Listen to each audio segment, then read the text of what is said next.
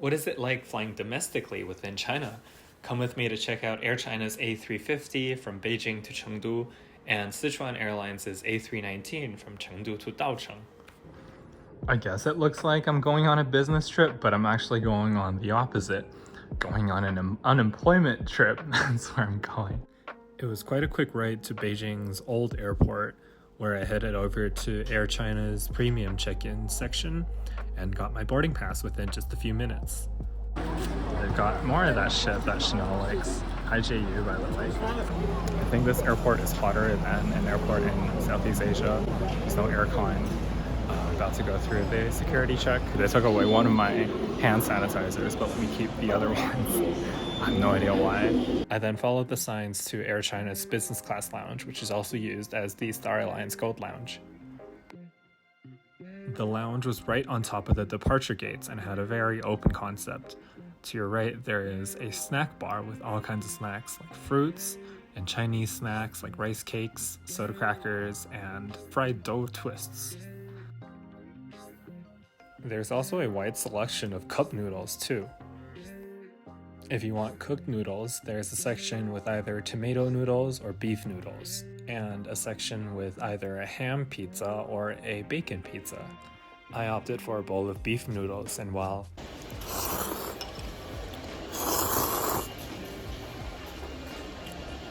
oh god, No flavor and no beef. they probably also need to get a new banner. The Star Alliance logo is starting to look a little blue. There were also these sleeping pods that I wanted to check out, but the only one that was free did not open. And being the introvert that I am, I did not want to speak to anyone about opening. As I headed back to my original seat, I saw the A350 that was going to take me over to Chengdu. Boarding started 20 minutes before the actual boarding time, which is a common thing in China, I guess, and it was quite orderly. Here is a picture of my seat. The flight attendants were so helpful. They literally helped me carry my suitcase onto the plane, stored everything overhead for me, and then sat me down and then said hi and greeted me and everything. But this is my seat. It's a very typical reverse herringbone seat with a screen, a window, 2 separate storage spaces, and a little touchscreen to control the seat with. One other interesting thing I noticed was that there was no overhead bin for the middle rows. 2 very cool things I learned from the flight attendant. Number one is they've got 2 stripes on their shoulders, because 3 stripes is first officers, 4 stripes is captain. They've got 2 stripes, which is really cool. We don't have that. The second thing is people here are a lot pickier. So this couple behind me they were saying like, I want my meal at exactly like 6:15. Soon they played the Air China safety video, and it was very traditional Chinese. It was really cute.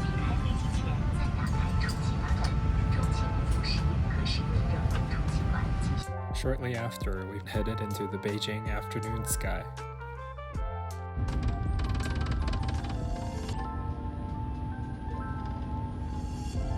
My IFE kept saying that I was in Africa the entire flight.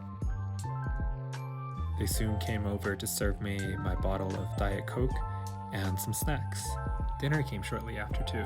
I got the eel rice, some fruits, and some potatoes, and a little cake for dessert. It was a great portion for a 2.5-hour flight. I stared outside the window for a while and decided to check out the bathroom. It had a trash can that was sensor operated, but was also very camera shy. Soon after, we touched down at Chengdu's Shuangliu airport.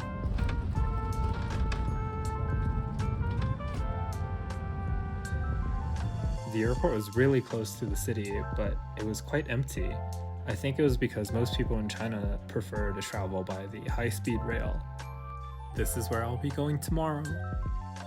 There was an ad for Baijiu, Big Trouble Time. As I stepped out of the airport, the first thing I saw was this really cute panda that was staring at me. Then I went to take my Uber. It was a very short Uber ride to my hotel, the Hyatt place, that was very vibrant. They gave me this platter of fruits and a panda and snacks. It's a very interesting business class flight. The flight attendants were a lot more hands-on than I've ever seen, even compared to Japan. They were helping us with our luggage, they were helping us with closing and opening the window blinds, connecting to Wi-Fi, which was like... Anyway, gonna go get some food, gonna go buy some clothes, I think, and then tonight just gonna have a rest, and then tomorrow be back on the road to fly to Yading.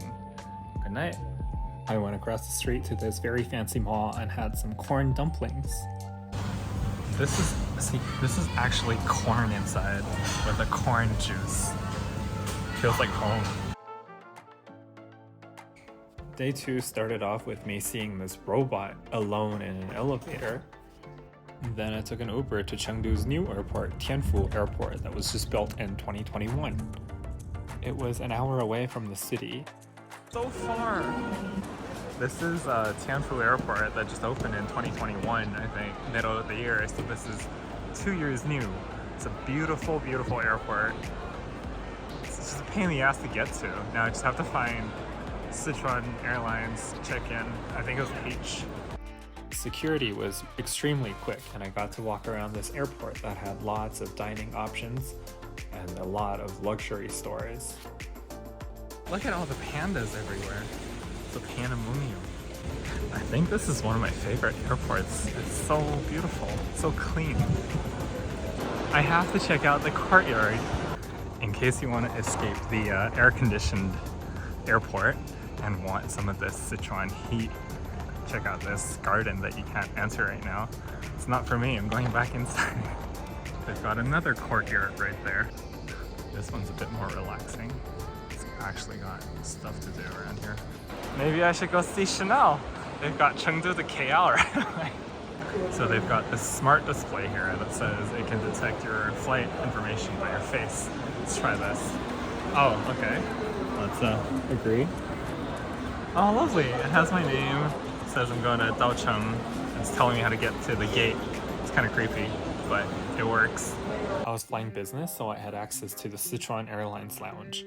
There was this beautiful bonsai plant and a lot of pandas and a lot of blue lighting everywhere. My first impression was that this was an extremely clean and gorgeous 2-year-old lounge. There were a lot of model Sichuan Airlines planes and a lot more art and pandas and open spaces in the lounge.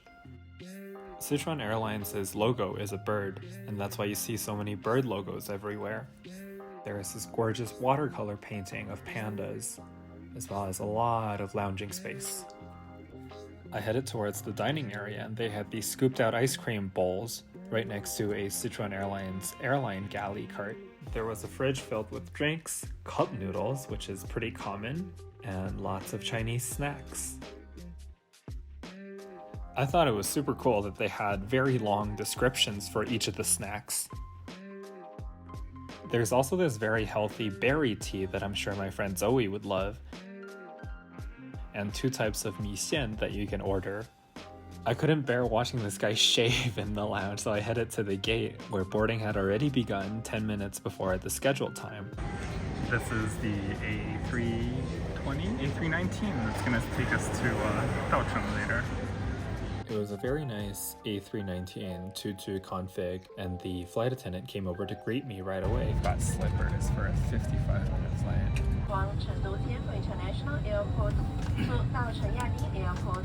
I've been wanting to come to Daocheng for 6 years. She then gave me a little goodie bag that had this tofu snack, some peanuts that Anya would love, and the signature berry tea. They also given me a wet turban. They screened the safety video, and we were off. I thought Tianfu Airport looked really, really beautiful from above too. The flight felt like I was heading back home to Vancouver. There were so many mountains. Before arriving in Daocheng, we were told to close all of our window blinds. Apparently this is a common procedure in China because the airport might be a mixed civilian military airport, so there might be military planes that they didn't want us to see or film. One of the flight attendants told me it's okay to take 1 picture or 1 video, and then I had to close the blinds right away. And that was it. I was at Daocheng Yading Airport. which has the highest altitude of all the civilian airports in the world at 4,411 meters, which is almost 14,500 feet. I then took a taxi to head over to my hotel, which I'll be talking about maybe in a different vlog. Not even gonna bother with an outro this time. Thanks for watching. Bye!